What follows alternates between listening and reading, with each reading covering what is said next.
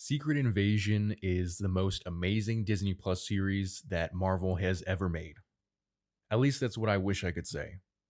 I knew beforehand that this wasn't going to be a faithful adaptation to the Secret Wars comic book story, which is a huge disappointment, but this turned out to be a much rockier start than I imagined. If you watched my review of the first episode of The Mandalorian Season 3, you might remember that I said that episode had a slow start, but there were plot points that I thought could get interesting by the end of the season. Of course, they didn't. The whole Season 3 was terrible, but at least I had some hope in that first episode. Secret Invasion doesn't even give me that. Watching this episode makes me question not only why they called this show Secret Invasion, but why they made it in the first place. It's a 55-minute drag with the only action scene taking place between two middle-aged men in a fistfight. The trailers made the show look really awesome, and even the opening credits look kind of cool, but this episode itself just falls flat. Even the actors' performances make it seem like they don't really want to be there. But if you think I'm just going to spend the whole time shitting on the episode, fear not. I will be giving my honest opinions on these reviews, but I'm also going to go into the plot and point to Easter eggs that I noticed.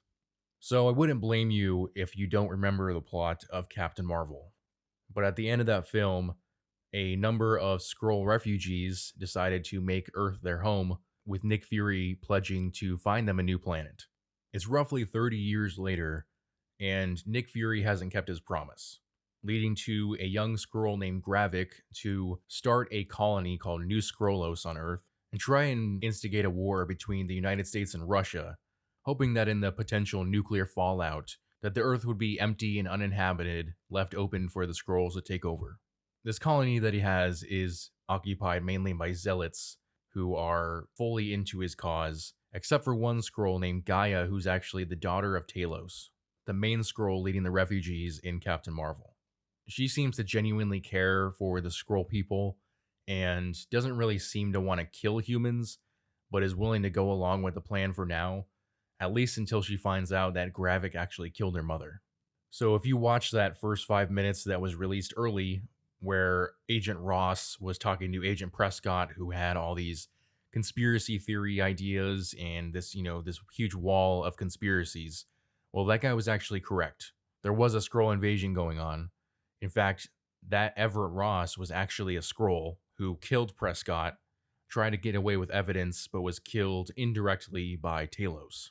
So Maria Hill and Talos call Nick Fury, who's been hanging out on a space station for years now, and he's definitely out of shape, both mentally and physically, not exactly ready for this mission, not ready to fight a war against an enemy that they can't even see. He fails to make an alliance with Sonia Fallsworth, who is, I believe, the head of the British intelligence agency MI6, who seem to have an idea of what the Skrulls are planning, but aren't willing to help Fury. So right now, it's just a small team of Fury, Maria Hill, and Talos against the entire Skrull colony, made up of many warriors who are using compact versions of those machines from Captain Marvel to steal human memories and have the Skrulls take the place of those humans to artificially create a war between the US and Russia. And they do that by planting bombs in a city square in Russia on Unity Day, which I'm not sure if that's a Russian holiday or if that's meant to be a holiday celebrating like the end of the blip or something like that. If you happen to know the answer, let me know in the comments. So the episode ends with Gravik and a few of his agents blowing up this city square. Nick Fury, Talos, and Hill fail to stop them, and Hill is actually killed by Gravik. And based off of the fact that the end credits state that Maria Hill and Everett Ross's roles were special guest stars, I have a feeling that we're not going to see either of the characters again, but given that S.H.I.E.L.D. agents have come back from the dead in the past, it is possible we could see Maria Hill brought back to life if she's truly dead in the first place. So we know that Gravik is trying to take over the Earth using the nuclear powers. We also know that Nick Fury is going to survive this whole thing because he's going to appear in the Marvels. So obviously the good side is going to win. Gravik and some of his more zealous Skrulls are probably going to be killed. This colony may be left alone to their own devices for the foreseeable future. And because we know all that within the first episode, it takes away any tension that would have made the series interesting. This is supposed to be a spy thriller, but they forgot to make the story thrilling. I mean, Nick Fury comes in with 1 foot in this fight. He's kind of half-assing everything. He doesn't seem to take things seriously until the very end after Maria Hill has died. Talos and Hill act like they've been fighting a very long and losing war, and Gravik just shows up and is like, "Yeah, I killed some people. Not a big deal." When I saw the trailers for this series, I thought this was going to be like Captain America: The Winter Soldier, which is one of my favorite MCU movies of all time. But this doesn't even hold a candle to that. This isn't a superhero film, and it doesn't have the gravitas of a true spy thriller from any era of Hollywood or the MCU. I know all of these Disney Plus series usually have a slow start, but like I said, we kind of know how the series is going to end. And without the thriller part of the spy thriller, I don't see how they're going to keep people engaged. I mean, I know I said Maria Hill probably won't come back, but she probably will, realistically. You know, her death was likely just a cheap gimmick they threw into the first episode. Let's be honest, Maria Hill hasn't done much more than have cameos within a few MCU films. She's not Captain America, she's not Iron Man, she's not Thor, she's not Black Widow. I don't think the comic book reading audience or the mainstream audience is invested enough in her character to really be shocked and outraged by the death of Maria Hill. So I did say I would talk about Easter eggs within the plot, and there actually are a few. So Sonya Falsworth, who is the head of MI6, her family name comes from Marvel, but she is an original character for this series. Within Marvel Comics, there is a family named the Falsworths who are fairly popular within the superhero community. It all started with Montgomery Falsworth, who was a World War I era hero calling himself Union Jack. He had a son who was also called Union Jack, who was a super soldier during the Second World War. He had a daughter named Jacqueline Falsworth, aka Spitfire, who gained powers from not only a vampire, but through a blood transfusion by the original Human Torch, the synthetic man. And then eventually the Union Jack mantle gets passed on to a guy outside of the family who is the current Union Jack. In terms of the scrolls, all of the name scrolls have roots in Marvel Comics, even if they're changed for the series. So Talos, who's been in the MCU since Captain Marvel, in the comics, he's actually a Skrull with a birth defect which doesn't allow him to shapeshift, unlike his MCU counterpart, though he is a great warrior in the Skrull Empire. Gaia, his daughter in the series, in the comics is actually completely separate from him. She's not related. She is a Skrull who is an undercover agent who, if you've seen the show The Americans, which was a Russian undercover family posing as Americans, that's basically what Gaia was in the comics. She married a Skrull and they had some kids, and they basically posed as American citizens, gaining intel for the Skrull Empire. Other Skrulls in this episode include Kriega, who is kind of just a henchman, but in the comics, he's actually a super Skrull from the Marvel Mangaverse, which is just a manga version of Marvel Comics. There's also Pagon or Pagan, who in the comics was the Skrull who posed as Elektra, and actually one of the first signs to the superhero community that Skrulls had infiltrated them and were preparing for an invasion.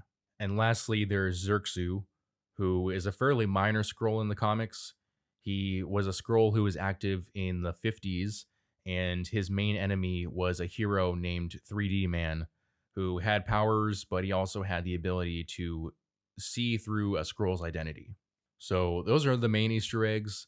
Like I said, this series has very little to do with the Secret Invasion comic book story, other than the very, very basic idea that Skrulls are infiltrating Earth to take it over. Except in the comics, they were actually planning to assimilate humans, not kill them. They still wanted humans around to continue doing what they're doing, to continue producing all the things that they produce, and the Skrulls were using planet Earth as a base of sorts to fight the Kree. So I find it hard to believe that the creators of this series put anything into it that would make people want to stick around for more than one episode. I mean, usually a series like this, they would have put out the first 2 episodes because they realized that people would see it as a very slow burn, a very slow beginning, and so they'd want to give you enough content to want to stick around. They didn't do that, so apparently they have confidence in the series. I really don't know why. I really wanted to like the series. Don't get me wrong. I thought this was going to be Marvel's comeback. I thought this was going to be a very serious spy thriller, and yeah, it is serious, but It doesn't feel like the characters are taking it seriously, especially Nick Fury, the titular character, who half the time is literally limping around, going from clue to clue, fight to fight without real direction. He's basically the last Jedi version of Nick Fury. Everybody's questioning him. Sonya Fallsworth and Maria Hill both spend about 5 minutes each talking down to Nick Fury, telling him he's not fit for this mission, which is true because he's basically spent however many years sitting on a space station becoming a lazy sat sack, and he's just now noticing that there's a Skrull insurgency taking place on Earth. So what is there going for this series? It's not a faithful adaptation of Secret Invasion. The main character, as well as the actor playing him, seem like they barely want to be there, and the thriller aspect of the spy thriller is absent. They threw a gimmick into the very last bit of the episode, thinking that it would get you hooked and want to stick around for the second one, but it's the possible death of a minor character, and very likely she isn't dead, or at least not permanently dead. I think I'd rather rewatch season 3 of The Mandalorian at this point. But let me know what you think in the comments. Am I being too hard in the series? Do you think I'm being too judgmental of the first episode? And tell me honestly what you think will make this series better within the next 5 episodes. If you enjoyed this video, I would appreciate it if you hit that like and subscribe button, as well as the notification bell so you never miss out on a new video. Thanks for watching.